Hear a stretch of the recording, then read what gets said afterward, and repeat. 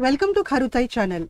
आपण rectification of एरर्सचे sum solve करत आहोत आणि या व्हिडिओमध्ये आपण पेज नंबर 263 वरचं इलस्ट्रेशन 8 सॉल्व करणार आहोत.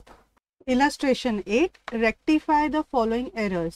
आता आपण एक पहिलं ट्रान्झॅक्शन बघूया. A sale of goods of the value of ₹8,000 to Sharma has been wrongly debited to Verma account. मग सेल ऑफ गुड्स झालंय. सेल ऑफ गुड करताना आपण गुड्सला सेलला क्रेडिट करतो आणि शर्माला आपल्याला डेबिट करायला हवं होतं, पण आपण केलंय काय? कुणाला डेबिट केलंय? वर्मा अकाउंटला डेबिट केलंय. म्हणजे इथे शर्माला डेबिट करायला हवं होतं 8,000 ने, तिथे आपण वर्माला डेबिट केलंय 8,000 ने. ॲटलिस्ट इथे डेबिट साईड आणि अमाऊंट तरी सेम आहे. इथे चुकलंय काय? अकाउंट चुकलंय. म्हणजे करेक्ट करायला हवं होतं ते आपण डेबिट करणार आणि हे जे चुकीचं केलंय 8,000 डेबिट त्याला रिव्हर्स करण्यासाठी आपण ह्याला क्रेडिट करणार. बरोबर. आपली एंट्री काय होणार?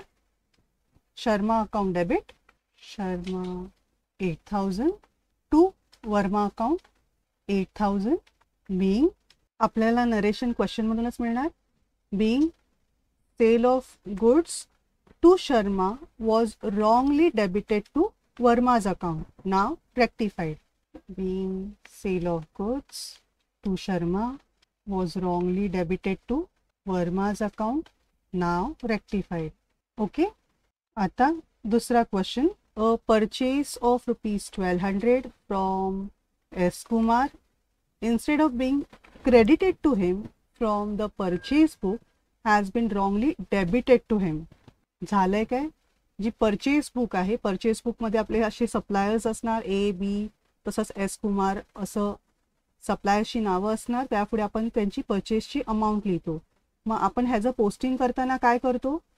परचेस अकाउंटला डेबिट करतो आणि जे काय सप्लायर्स आहे त्या लोकांना आपण क्रेडिट करतो. बरोबर आहे. इथे करायला काय हवं होतं? परचेस अकाउंट डेबिट जे करायला हवं होतं ते आपण बरोबर केलंय, पण जिथे एस कुमारला क्रेडिट करायला हवं होतं 1,200 ने, तिथे आपण चुकून केलंय काय? डेबिट केलंय 1,200 ने. हे जे क्रेडिट करायला हवं होतं ते आपण चुकून डेबिट केलंय. ॲक्च्युली क्वेश्चनमध्येच त्यांनी चूक सांगितली आहे, clear cut. Instead of being credited to him, त्याला क्रेडिट करायच्या ऐवजी त्याला डेबिट केलंय. म्हणजे काय? मग आपण ह्याला रेक्टिफाय कसं करणार? हा एकाच अकाउंटला इफेक्ट गेलाय ना चुकीचा. म्हणजे परचेस साईड बरोबर आहे, फक्त आपलं सप्लायरच्या अकाउंटमध्ये गडबड केली आहे आणि ती सुद्धा साईडची गडबड आहे, त्याच्यामुळे ट्रायल बॅलन्स टॅली झालं नसणार. म्हणजे आपण दोनदा डेबिट केलंय, म्हणजे ट्रायल बॅलन्स मिसमॅच झालेलं असणार. मग आपण जे करायला हवं होतं क्रेडिट त्यासाठी एकदा क्रेडिट करणार आणि हे जे चुकीचं डेबिट आहे त्याला रिव्हर्स करण्यासाठी, तो इफेक्ट रिव्हर्स करण्यासाठी त्याला आपण अजून 1,200 ने क्रेडिट करणार. म्हणजे टोटल क्रेडिट आपण कितीने करणार? 2,400 ने करणार. आणि हा वन साइडेड एरर आहे, तर मग आपण डेबिट कशाला करणार? जे काय डिफरन्स आहे ते आपण सस्पेन्स अकाउंट थ्रू ॲडजस्ट करतो. बरोबर आहे. कारण की एंट्री पूर्ण होत नाहीये ना, ओनली क्रेडिट्स आहे, डेबिट नाहीये. मग आपण सस्पेन्सला डेबिट करणार. जर ट्रायल बॅलन्स प्रिपेअर केल्यानंतर आपण जर एरर्स रेक्टिफाय करत असू.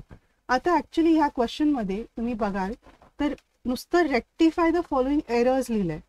म्हणजे तुम्ही कुठलंही अझम्पशन घेऊ शकतात की बिफोर ट्रायल बॅलन्स आहे तर आफ्टर ट्रायल बॅलन्स आहे. आपण दोन्ही पद्धतीने सॉल्व करूया. जर बिफोर ट्रायल बॅलन्स असतं तर काय केलं असतं? तर आपण फक्त एक नोट लिहिलं असतं. जो काय एरर आपण फाइंड आउट केलाय, जो काय रेक्टिफिकेशन फाइंड आउट केलंय, काय करायला हवं होतं ते फक्त आपण मेन्शन करणार. इथे काय लिहिणार? No entry is required as this is one sided error. No journal entry is required. तुम्ही कारण पण देऊ शकता as this is one sided error. आणि नोट लिहिताना त्याचं करेक्शन काय असतं ते पण आपण लिहू. S Kumar's account will be credited by 2,400. बरोबर आहे. म्हणजे हे जे काय क्रेडिट करायला हवं होतं एस कुमारला ते आपण लेजरमध्ये करेक्शन केलं असणार. तिकडच्या तिकडे ट्रायल बॅलन्स प्रिपेअर करायच्या आधी आपण बॅलन्सिंग करताना आपल्याला हे एरर्स सापडले असणार, तेव्हा आपण तिकडच्या तिकडे हे करेक्शन केलेले असणार. आता जर ट्रायल बॅलन्स बनवून झालाय असं जर आपण अझम्पशन घेतलं तर मग काय करणार? तर मग आपण एंट्री पास करणार. ट्रायल बॅलन्स प्रिपेअर करून जे काय एरर्स होतात त्यासाठी आपण एंट्रीज पास करतो मग ह्याच्याऐवजी आपण एंट्री पास करताना काय केलं असतं, तो डिफरन्स सस्पेन्स अकाउंटमध्ये ॲडजस्ट केला असता. आपण इथे एंट्रीमध्ये suspense account debit amount 2400 to S Kumar 2400. 1200 जे करेक्ट क्रेडिट करायला हवं होतं ते, आणि 1200 जे चुकीचं डेबिट केलं होतं त्याला रिव्हर्स करण्यासाठी, टोटल 2400. आणि मग इथे नरेशन लिहिणार, क्वेश्चनमधूनच मिळणार आपल्याला. Being purchase from S. Kumar was wrongly debited to him, now rectified. Purchase from S. Kumar was wrongly debited to him, now rectified. Okay. मग आपण इथे का नाही नोट लिहिलं, तर हा 2 साइडेड एरर आहे म्हणून. आपण नोट कधी लिहितो, 1 साइडेड एरर असेल तर, म्हणजे 1 साइडेड एरर असेल तर इधर आपण नोट लिहितो. जर आपण अज्युम करतोय की बिफोर ट्रायल बॅलन्स जर हा सम सॉल्व करत असेल तर, आणि जर आफ्टर ट्रायल बॅलन्स असेल तर आपण ही जर्नल एंट्री पास करतो, दिस ऑर दिस. बरोबर, दोन्ही नाही लिहायचं एक्झाममध्ये. ते आपण प्रॅक्टिस करताना दोन्ही करतोय, पण एक्झाममध्ये तुम्ही एक अझम्पशन घेऊन जायचं आहे की बिफोर ट्रायल बॅलन्स आहे का आफ्टर ट्रायल बॅलन्स आहे, आणि त्याप्रमाणे इदर नोट ऑर जर्नल एंट्री असं करायचं आहे. आणि आता आपण तिसरा क्वेश्चन बघूया. तिसरा transaction, cash ₹350 received from G Ramesh and entered on the receipt side of cash book. जे रिसीव्ड आहे कॅश ते आपण कॅश बुकच्या रिसीट साईडवरच रेकॉर्ड करतो. बरोबर आहे, म्हणजे सबसिडरी जे बुक्स आहे त्यामध्ये बरोबर एंट्री झालेली आहे, आणि त्याचीच आपण पोस्टिंग करताना एरर झालेली आहे. काय करतो, कॅश बुक फायनल पकडतो कॅश अकाउंटसाठी, त्यासाठी आपण सेपरेट अकाउंट बनवत नाही. पण जे जी रमेशला कॅश रिसीव्ह म्हणल्यावर कॅशला आपण काय करणार, डेबिट करणार, आणि क्रेडिट द गिवर ह्या रूलप्रमाणे आपण रमेशला क्रेडिट करणार ज्याने आपल्याला कॅश दिलंय. म्हणजे पोस्टिंग करताना आपल्याला फक्त ह्या अकाउंटला पोस्टिंग करायचं होतं, आणि ते आपण केलं नाही, विसरलोय. म्हणजे हे काय ओमिशन झालं. आणि कसल्या टाईपचं ओमिशन झालं, पार्शल ओमिशन झालं. कारण की 1 साईड डेबिट साईड ओके आहे, फक्त आपली क्रेडिट साईड चुकली आहे, म्हणजे ह्या 1 साईड एरर पण आहे. मग इथे कॅशबुकमध्ये जी डेबिट साईडला एंट्री झालेली असणार ती बरोबर आहे. इथे फक्त चुकलंय काय, क्रेडिट साईडला जे ₹350 पोस्टिंग करायला हवं होतं ते केलं नाही, तर ते आपल्याला करावं लागणार. आता हे 1 साइडेड आहे, तर जर आपण बिफोर ट्रायल बॅलन्स करत असेल तर आपण फक्त एक नोट लिहिणार की ह्याची जर्नल एंट्री येणार नाही, आणि आपण जी रमेशच्या अकाउंटला 350 क्रेडिट करणार, एवढंच.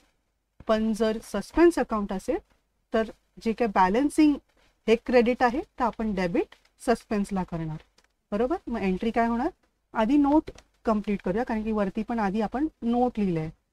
जर 1 साइडेड एरर आहे तर आपण बिफोर ट्रायल बॅलन्स अज्युम केलं असेल तर इथे आपण नोट लिहिणार, no journal entry is required as this is 1 sided error, आणि जे करेक्शन केलं आहे ते लिहिणार आपण, G Ramesh account will be credited by ₹350. असं आपण एक नोट लिहू जर बिफोर ट्रायल बॅलन्स असेल तर.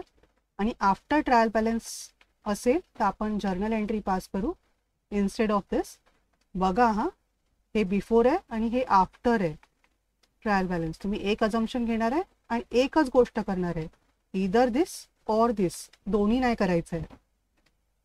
मग इथे एंट्री काय येणार, जर एंट्री पास करणार असाल तर suspense account debit, balancing figure आहे ते 350, नोटमध्ये इथे डॅश, आणि सस्पेन्स अकाउंटला 350 टू जी रमेश अकाउंट, जे पोस्टिंग करायचं राहिलं ते आपण आता पोस्ट करणार, क्रेडिट करणार 350.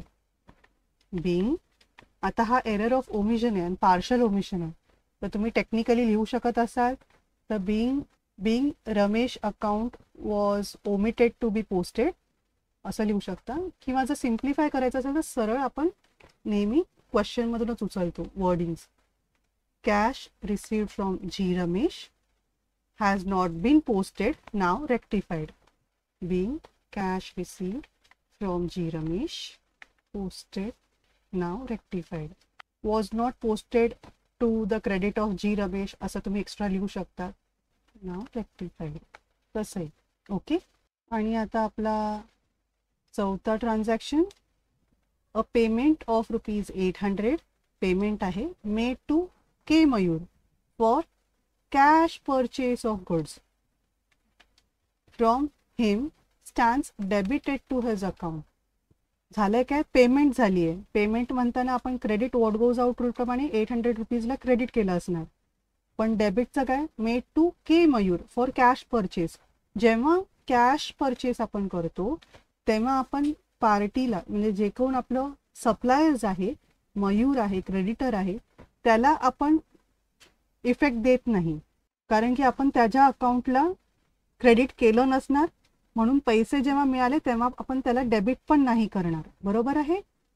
कॅश परचेस करताना आपण रेकॉर्डिंग काय केलं असणार, कॅशला क्रेडिट केलं असणार आणि परचेसला डेबिट केलं असणार. असं करायला पाहिजे होतं, पण आपण डेबिट कुणाला केलंय, आपण चुकून डेबिट सप्लायरच्या अकाउंटला केलंय. इथे आपण 800 डेबिट केलंय. मग आता रेक्टिफाय कसं करणार, हे जे डेबिट करायला हवं होतं हे आपण जे केलं नाहीये, डेबिट चुकून मयूरला केलंय, तर परचेसला डेबिट करायला हवं होतं ते आपण एक डेबिट करणार. आणि हे जे चुकून 800ला डेबिट केलंय, जे नाही करायला हवं होतं, त्याला रिव्हर्स करण्यासाठी आपण ह्याला क्रेडिट करणार. तर इथे डेबिट्स आणि क्रेडिट्स मॅच होत आहेत. बरोबर. तर जेव्हा एंट्रीमध्ये डेबिट्स आणि क्रेडिट्स मॅच होतात किंवा एरर सेम साईडची आहे, तर आपण बघतो की इथे ट्रायल बॅलन्स मॅच झालं असणार. बरोबर आहे. चुकून परचेसच्या ऐवजी आपण मयूरला डेबिट केलंय, तर डेबिट्स मॅच झाले असणार क्रेडिट बरोबर, ट्रायल बॅलन्स टॅली झालं असणार. म्हणजे काय, हे 2 साइडेड एरर्स आहे. आणि 2 साइडेड एररला आपण एंट्री पण बघतोय की जे रिव्हर्सल आहे, जे हे डेबिट परचेस आहे आणि क्रेडिट मयूर आहे, टू मयूर. तर असं करून आपली एंट्री पूर्ण होते. डेबिट्स आणि क्रेडिट्स इक्वल होत आहेत. इथे सस्पेन्स अकाउंटची गरजच नाही आहे. तर मग ह्या एंट्रीला नोट्सची गरज नाही आहे. इथे एंट्रीच येणार आहे बिफोर ट्रायल बॅलन्स असो किंवा आफ्टर ट्रायल बॅलन्स असो, ह्याला आपण जर्नल एंट्रीजनेच रेक्टिफाय करणार आहे. एंट्री काय होणार, purchase account debit 800 to K Mayur account 800 being payment made to K Mayur for cash purchases of good was wrongly debited to his account. Now rectified. बरोबर आहे. हा 2 साइडेड एरर आहे. आणि मग पाचवं, an amount of ₹1500 drawn by the proprietor for his personal use stands debited to general expense account. तर इथे mistake काय आहे, पर्सनल यूजसाठी जेव्हा प्रोप्रायटर काय पण विड्रॉ करतो, पैसे असो, खर्चासाठी असो, काही असो, तर आपण ड्रॉइंग्स अकाउंटला डेबिट करतो. आणि इथे मग जर पर्सनल यूजसाठी काय काढले असतील ₹1500, तर ते आपल्याला इथे डेबिट करायला हवे होते. पण आपण केलंय काय, आपण त्याला चुकून जनरल एक्सपेन्सला डेबिट केलंय. बरोबर. जनरल एक्सपेन्सला 1500ने डेबिट केलंय. म्हणजे इथे बघायला गेलं तर साईड आणि अमाऊंट बरोबर आहे, डेबिट साईड आणि डेबिट अमाऊंट बरोबर आहे. तर इथे मिसमॅच झालं नसणार ट्रायल बॅलन्समध्ये. म्हणजे हे काय आहे, 2 साइडेड एरर्स आहे. म्हणजे ह्याच्यामध्ये सस्पेन्स अकाउंट येणार नाही. बरोबर आहे. म्हणजे ह्याच्यामध्ये बिफोर ट्रायल बॅलन्स असो किंवा आफ्टर ट्रायल बॅलन्स असो, आपलं आन्सर तेच राहणार आहे, सस्पेन्स अकाउंट किंवा नोट येणार नाही आहे. मग ह्याची एंट्री कशी येणार, जे करायला हवं होतं ते करू. ड्रॉइंग्स अकाउंटला डेबिट करायला हवं होतं, ड्रॉइंग्स अकाउंट डेबिट 1500 टू, आता जे डेबिट केलंय चुकून, हे जे मिस्टेक आहे त्याला आपण रिव्हर्स करण्यासाठी ह्याला आपण क्रेडिट करणार 1500ने. मग टू जनरल एक्सपेन्स, जे मिस्टेक झाली आहे ते रिव्हर्स करण्यासाठी क्रेडिट करणार 1500. बिंग, आपल्याला नरेशन क्वेश्चनमधूनच मिळणार, being amount withdrawn by proprietor for his personal use was wrongly debited to general expense account, now rectified. Being amount withdrawn by the proprietor for his personal use was wrongly debited to general expense account, now rectified. Okay, मग हे पण two sided errors आपण journal एंट्रीने rectify केली. तर इथे आपला सम सगळे transaction झाले. मग अजून काय ह्याच्यामध्ये असू शकतं, जर तुम्ही अज्युम करत आहात की बिफोर ट्रायल बॅलन्स हे आपल्याला मिस्टेक्स मिळाले आणि आपण रेक्टिफाय केले, तर आपण हे नोट्स देणार बिफोर ट्रायल बॅलन्ससाठी ह्या सममध्ये आणि ह्याच्या आधीच्या ह्याच्यामध्ये ट्रान्झॅक्शनमध्ये. आणि मग ह्याच्यात सस्पेन्स अकाउंटचा प्रश्न नाही येणार. पण जर असं आपण अज्युम करत असू की हे आफ्टर ट्रायल बॅलन्स आपण रेक्टिफाय करतोय, तर आपण जे सस्पेन्स अकाउंट यूज करणार आहे इथे सस्पेन्स अकाउंट, आणि नेक्स्ट ट्रान्झॅक्शनमध्ये इथे पण सस्पेन्स अकाउंट आहे. तर ह्याचं तुम्ही सस्पेन्स अकाउंट पण बनवायला लागू शकतं. ॲक्च्युली आपण विचारलं असेल तरच करतो, पण ह्याचं आपण इथे प्रॅक्टिस करून घेऊया. आणि मग फक्त हे दोनच एंट्रीज आहेत सस्पेन्स अकाउंटचे. मला सस्पेन्स अकाउंटला डेबिट करणार 2400ने 2400, आणि दुसरा पण ट्रान्झॅक्शन आहे ते पण डेबिटच आहे 350ने टू जी रमेश 350. आणि जनरली अशा वेळेला जिथे ओपनिंग बॅलन्स दिलं नसेल असा क्वेश्चन येऊ शकतो, आणि तुम्हाला ओपनिंग बॅलन्स फाइंड आउट करा असा प्रश्न येऊ शकतो एक्झाममध्ये. तर सहसा पहिली लाईन, आता इथे मी जागा ठेवली नाही, जागा करते. ओके, तर मग इथे सहसा पहिली लाईन ओपन ठेवा, आणि मग जी काय आता बॅलन्सिंग फिगर आहे सगळे रेक्टिफिकेशन तर झाले आहेत. तर आता ह्याची टोटल काय 2750 2750 अशी टोटल होणार ना, कारण की शेवटी सस्पेन्स अकाउंट निल बॅलन्स होऊन जातं जेव्हा all mistakes are rectified, when all errors are rectified. म्हणजे काय, ह्याचं मग ओपनिंग बॅलन्स असणार 2750. जेव्हा ट्रायल बॅलन्स बनवलं असणार तेव्हा इथे ओपनिंग बॅलन्स हा आपल्याला बॅलन्सिंग फिगर्स मिळणार. असा प्रश्न येऊ शकतो तुम्हाला एक्झाममध्ये, त्यासाठी हे प्रॅक्टिस झालं. ओके, तर हा झाला तुमचा इलस्ट्रेशन 8 टेक्स्टबुकमधला. तुम्हाला समजला असेल, आवडला असेल व्हिडिओ, तर नक्की लाईक करा, तुमच्या मित्रांबरोबर शेअर करा, आणि सबस्क्राईब करा चॅनलला पुढचे नोटिफिकेशन्स मिळण्यासाठी. काही क्वेरीज असतील तर कमेंटमध्ये विचारा, व्हॉट्सअप किंवा टेलिग्राम ग्रुपमध्येही विचारू शकता. भेटू पुढच्या व्हिडिओमध्ये.